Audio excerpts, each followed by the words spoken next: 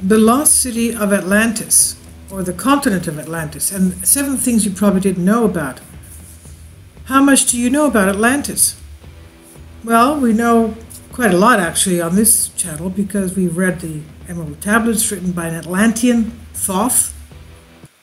He tells us why they found their demise. He told us what kind of technology and life they had. And he even told us about reptilians. We shouldn't be surprised because even the ancient Greeks had statues of reptilians on the friezes of their temples. And they were, of course, having conflicts with them. And the technology that the Atlanteans had was quite advanced. They even had interstellar travel.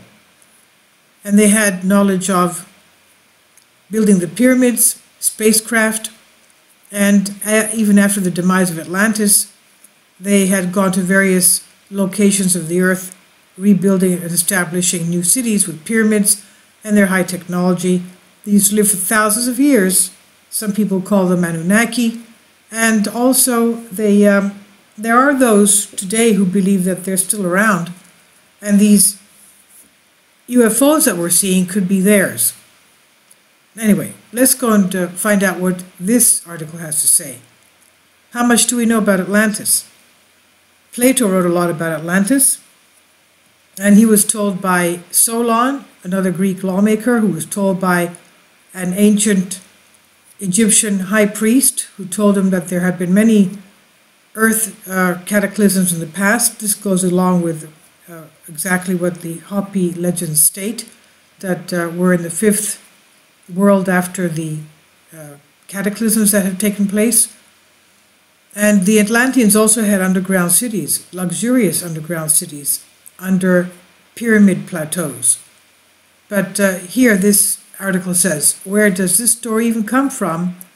From what we do know, the first known documentation of the story of Atlantis came from the Greek philosopher Plato in 2 of his writings, Timaeus and Critias. And both these books date back to about 360 BC. Atlantis, the intriguing mystery that leaves many of us curious to learn more, and some of us skeptical and dismissive. What is it about this lost city that leaves so many of us questioning much of what we had been taught to believe? Is there some true story to this Atlantis, and that we inherently know deep down inside that is true? We're connected in some way to this mythical place from perhaps our past lives. Now, these questions are found to ponder, but we're unlikely to get any definite answers, at least not yet. First, some history, though. How much do we know about Atlantis? Where does the story come from? Timaeus and Plato. Plato wrote that the Greek sage Solon was given the story of Atlantis in Egypt by a priest, and upon his arrival back to Greece, he shared the story with his relative Dropides, who passed it down to his son Critias, who then passed it down to his grandson, also named Critias, who then finally shared it with this well-known Greek philosopher Socrates. So given the information above, you can see that this was a story that was told and passed down through many generations, therefore it should not be taken as fact. Despite of this, for some reason, many of us feel a strong connection to the story of Atlantis and believe it to be true. And let's keep in mind what was told in the Old Testament concerning the entities that existed at the time of the Great Flood. When Noah was picked and his 3 sons and their wives, these 8 people were told to build the ark because God was going to bring a flood to do away with the beings that were so haughty and selfish and against God's law. And this goes exactly with what Thoth the Atlantean wrote in the Emerald Tablets, and you'll find the Emerald Tablets videos on my playlist on Emerald Tablets. He has a lot of information in there. So, yes, there was a flood. Even the geologists state that there was a worldwide flood. They found these evidence all over the world. Now, going back to this, so given the above information, you can see that this was a story told and passed down. In the report, author Pierre Termier a member of the Academy of Sciences and director of Service for the Geological Chart of France, gives a lecture regarding the Atlantean civilization, he makes a compelling case for further study of the lost city. After a long period of disdainful indifference, observe how in the last few years science is returning to the study of Atlantis. How many naturalists, geologists, zoologists, botanists, archaeologists are asking one another today whether Plato has not transmitted to us, with slight amplification, a page from the actual history of mankind. No affirmation is yet permissible, but it seems more and more evident that a vast region, continental or made up of great islands, has collapsed west of the Pillars of Hercules, otherwise called the Straits of Gibraltar, and that its collapse occurred in the not far distant past. In any event, the question of Atlantis is placed anew before men of science, and since I do not believe that it can ever be solved without the aid of oceanography, I have thought it natural to discuss it here, in this temple of maritime science, and to call it to such a problem, long scorned but now being revived, the attention of oceanographers, as well as the attention of those, though immersed in the tumult of cities, lend an ear to the distant murmur of the sea. Regardless of how you feel about the lost city of Atlantis, there are seven things you probably didn't know. 1. We know the supposed location. In Plato's writings, he tells us exactly where the lost city lies. His text reads, quote, "Came forth out of the Atlantic Ocean.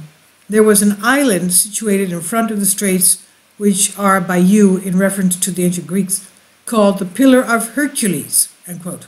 Today these are known as the Straits of Gibraltar, the area between Spain and Africa. In 2011, archaeologists from the University of Hartford, Richard Freund, and his team found cities that were built in the image of Atlantis, known as memorial cities, quote unquote. They were found in the swamps of Doana National Park, which is just north of Cadiz, Spain. Interestingly, Cadiz sits right outside of the straits, which has Freund convinced that the real Atlantis was buried in the mudflats in the Atlantic. This matches a part of NATO's story that says, quote, "The sea in those parts is impassable and impenetrable because there is a shoal of mud in the way, and this was caused by the subsidence of the island." Okay?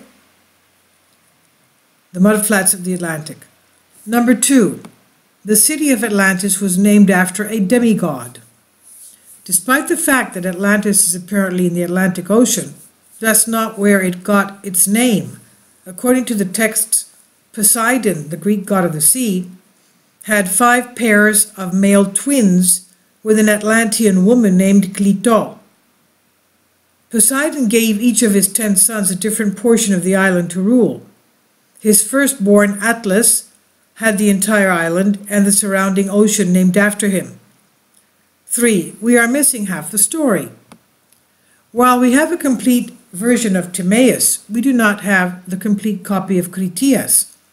In this story, we have up until Zeus, head of all Greek gods, quote, "collected all the gods into their most holy habitation, which being placed in the center of the world, beholds all created things, and when he had called them together, he spake as follows," end quote.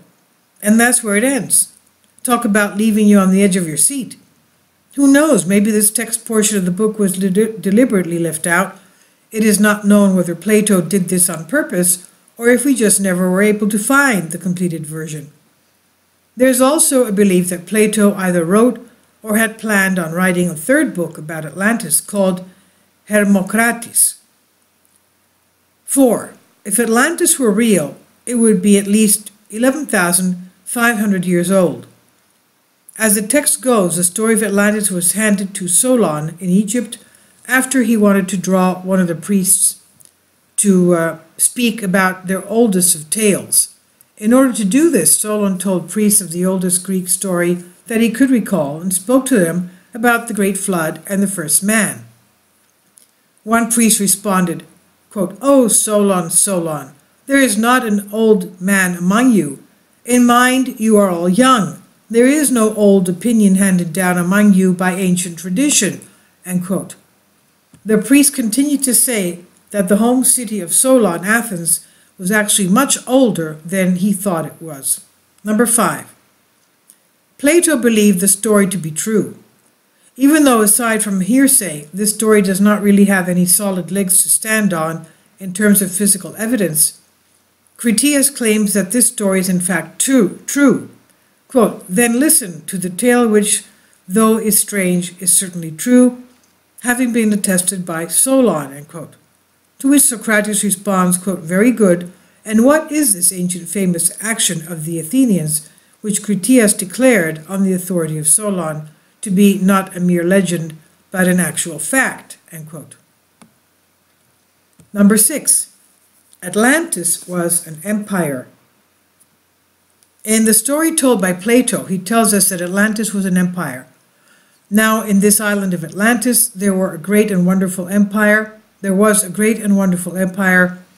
which had rule over the whole island and several others, and over parts of the continent, and furthermore, the men of Atlantis had subjected the parts of Libya within the columns of Hercules as far as Egypt, and of Europe as far as, end quote. Tyrrhenia is another name for Etruria, which is now simply known as Central Italy. 7. Atlantis represents just one of many times mankind has been and will be destroyed. The Egyptian priest told Solon that none of his stories were actually, quote, truly ancient, end quote, compared to his own. He claimed that the reason that Solon lacked true knowledge, ancient knowledge, is because mankind has been destroyed time and time again. Quote, there have been and there will be many destructions of mankind arising out of many causes. The greatest have been brought about the agencies of fire and water, and other lesser ones by innumerable other causes. When, on the other hand, the gods purged the earth with a deluge of water, the survivors in your country are herdsmen and shepherds who dwell on the mountains, end quote. There are many philosophers and spiritual teachers that believe that humankind has been wiped out before and will be wiped out again. Some believe this for a simple reason of science and or natural disasters. Others believe this is sort of like a cleansing process for us to start again if we have headed on a path of destruction. I mean, think about it, the way we are heading now in regards to how we're treating our environment, there is a chance that we could wipe ourselves out again, yet again, unless we learn from our mistakes and change our ways. So, what do you think about Atlantis? Do you recall a past life there? Anyway, this was originally on Collective Evolution, 7 things you probably didn't know about the lost city of Atlantis, under Creative Commons, is published here on Collective Spark.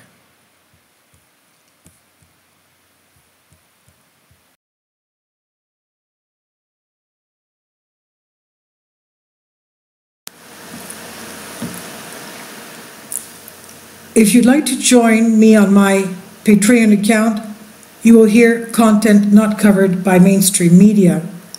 These riveting stories will be based on my research, and I will state my opinions and give my personal insight on diverse and controversial subjects and world events not covered by mainstream media, and not supported by YouTube guidelines. So whatever I have on my Patreon, most of those will not be on my YouTube channel. Please consider becoming a member today. More of the most significant and important videos will be on my Patreon channel. Your support helps me to continue my research and keeps this YouTube channel alive.